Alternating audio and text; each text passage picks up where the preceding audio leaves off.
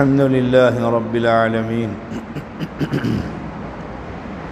والعاقبة للمتقين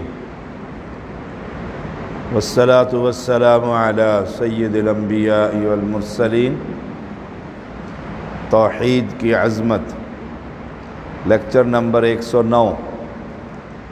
سیدنا جابر رضی اللہ تعالیٰ بیان کرتے ہیں، وحجۃ الوداع کے متعلق کہتے ہیں کہ رسول اللہ صلی اللہ علیہ وسلم نے توحید کا تلبیہ پکارا، لبیک اللہم لبیک لبیک لا شریک لک لبیک ان الحمد والنعمت لک والملک لا شریک لک۔ حاضر ہوں اے اللہ، میں حاضر ہوں، میں حاضر ہوں، تیرا کوئی شریک نہیں۔ میں حاضر ہوں، بلا شبہ تمام تعریفیں، نعمتیں، بادشاہی تیری، تیرا کوئی شریک نہیں۔ بڑا خوبصورت یہ الفاظ ہیں۔ جب یہ کہہ دینا لا شریک لک، تیرا کوئی شریک نہیں، تو عقیدہ توحید۔ مکہ کے لوگ بھی یہ تلبیہ پڑھتے ہوتے تھے، اور جب یہاں آتے نا لا شریک لک لبیک لا شریک لک، تیرا کوئی شریک نہیں، تو رسول اللہ صلی اللہ علیہ وسلم فرماتے قط، بس یہیں پر ٹھہر جاؤ۔ آگے وہ کہتے تھے الا شریکن، مگر وہ شریک هو لک تملکہ وما ملک، تو ہی ان کا مالک ہے، وہ اپنے مالک نہیں، تو نے ہی خود ان کو کچھ اختیارات دے رکھے۔ جیسے یہ قبر پرست اور رافضی حضرت علی کے بارے میں، بزرگوں کے بارے میں، کل وہ کوکب نورانی کا ایک کلپ تھا کہ پیر عبد القادر جیلانی کو اللہ تعالیٰ نے اختیارات دے رکھے، وہ جب چاہتے ہیں 12 سال کی ڈوبی ہوئی کشتی کو ہاتھ دے کر باہر زندہ نکال دیتے۔ اب نیچے سامنے بیٹھی ہوئی قوم سبحان اللہ سبحان اللہ۔ ایک عالم تھے ایسے ہی، لیکن ان کے پاس ڈگری نہیں تھی، سند نہیں تھی۔ جب وہ گفتگو کرتے تو لوگ کہتے کہاں سے پڑھے؟ انہوں نے پھر ایک ملتان میں خیر المدارس میں داخلہ لے لی، اور جب وہ لوگ شرکیہ عبارتیں پڑھتے تو یہ کہتے آگے سے سبحان اللہ کہ اللہ تمہاری شراکت سے پاک ہے۔ اب وہاں اس وقت تو کہہ نہیں سکتے تھے، وہ نکال دیتے۔ 4 سال کا انہوں نے ڈپلومہ لے لیا، سند مل گئی۔ پھر انہوں نے اپنا واقعہ اپنی کتاب میں لکھا کہ جب وہ کہتے تھے نا یہ باب اللہ تیرے شریک ہے، تو ان کی سنتا تھا، میں آگے سے کہتا سبحان اللہ کہ اللہ تو پاک ہے، تو استاد کہتا تھا یہ بہت سمجھتا ہے، اسے بڑی سمجھ آ رہی ہے توحید کی، عقیدے کی۔ تو لا شریک لک، یہاں تک تو مشرک بھی کہہ کے الا شریکن هو لک تملکہ وما ملک، اپنے سارے لات منات اور خداؤں کو، بتوں کو اللہ کا شریک ٹھہرا دیتے۔ اور آج بھی پوری دنیا میں جہاں جائیے عجمی اسلام ہے،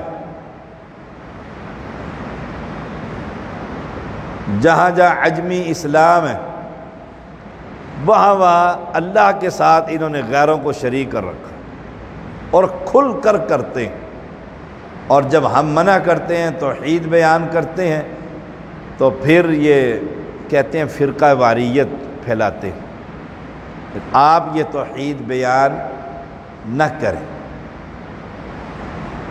تو انشاءاللہ ہم یہ دعوت دیتے ہی رہیں گے۔ خوبصورت دعوت ہے کہ اللہ کا تعارف، ان الحمد، کہ تعریفیں تیری ہیں۔ کسی بابے کی کیا تعریف ہے، وہ کیا کر سکتا ہے جو اپنی روح اپنے جسم میں روک نہ سکا، اور وہ کیا کر سکتا ہے؟ کوئی مرنے کے لیے تیار نہیں، مجھ سمیت۔ کتنا ہی مریض ہو کہ دعا کرو اللہ شفا دے، اللہ ٹھیک کر۔ تو بابوں کی تو تجوریاں بھر رہے ہوتی ہیں لوگ، پاکستان کی قومی اسمبلی کے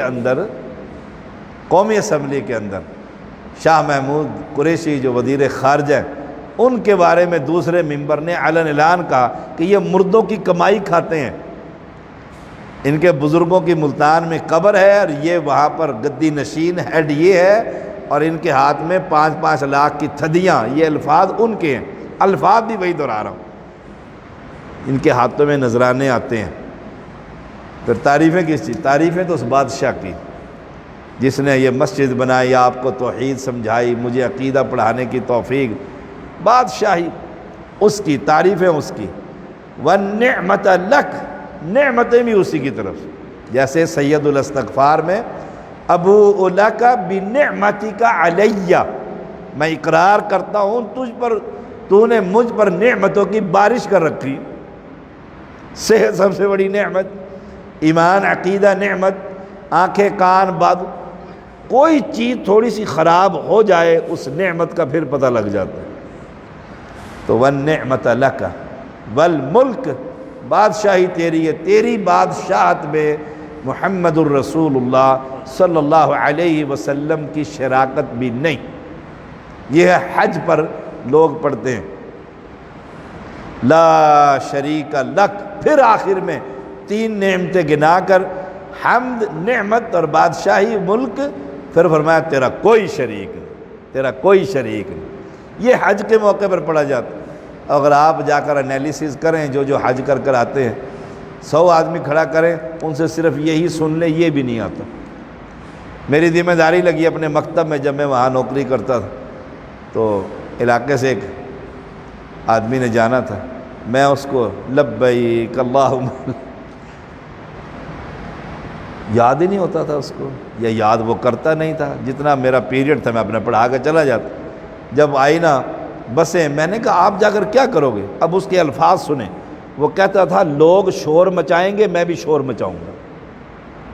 اب آگے کرنے، حج کرنے جا، لوگ شور کریں گے تو میں بھی انہیں کے ساتھ شور کر لوں گا، کچھ کہوں گا اور کچھ نہیں کروں گا۔ صحیح مسلم 1218۔ تو کوئی بھی عمل کرنے سے پہلے اس کی دعائیں، طریقہ سیکھ کر جائیے۔ میں بیٹھا ہوا تھا حرم میں کئی مہینے، وہاں پر اللہ نے موقع دیا، تو میں جو ان کی کرسی ہوتی ہے بڑی شیوخ کی، میں وہ ایک صبح جا کے قبضہ کر لیتا، خالی ہوتی تھی ان کے، وہ وقت پر آتے تھے، میں بیٹھ رہا تھا، لوگ سوال پوچھتے رہتے۔ ایک پاکستانی آیا، وہ مجھے کہتا ہے اردو آتی ہے شیخ؟ میں نے کہا تھوڑی تھوڑی آتی ہے، بولو۔ کہتا ہمارے 9 زنانہ آیا ہے، ادھر چکر کاٹا ہے کوٹھے کا، آپ دیکھیں کوٹھے کا چکر کاٹا ہے اور گھر چلا گیا، فارغ ہو گیا۔ اب کیا کریں؟ انہیں بیچاروں کو یہی نہیں پتا کہ یہ بیت اللہ ہے، یہ کوٹھا نہیں، یہ اللہ کا گھر ہے۔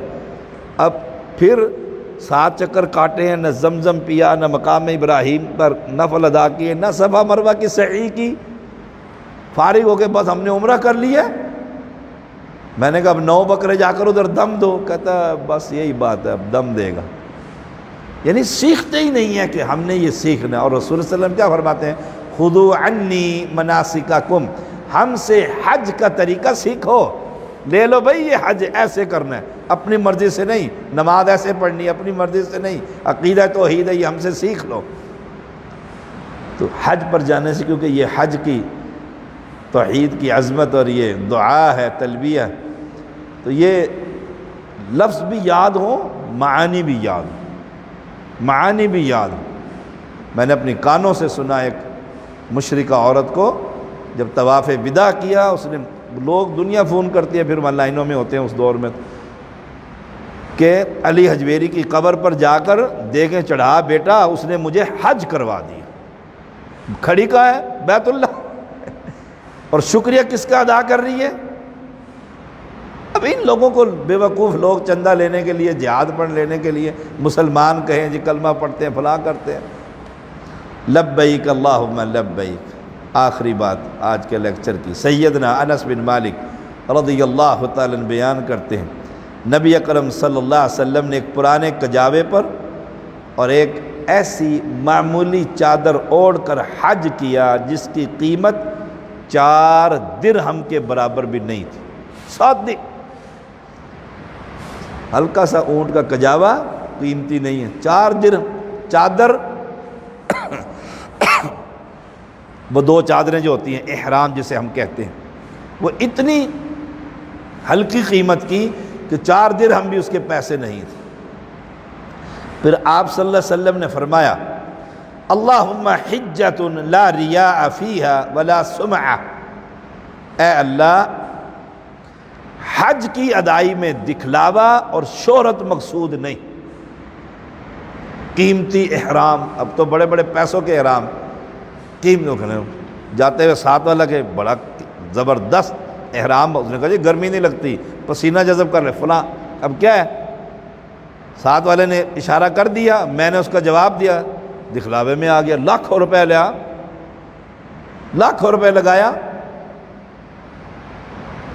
حج تو دکھلاوے کی چیز ہی نہیں، عبادت کوئی بھی دکھلاوے کی چیز نہیں.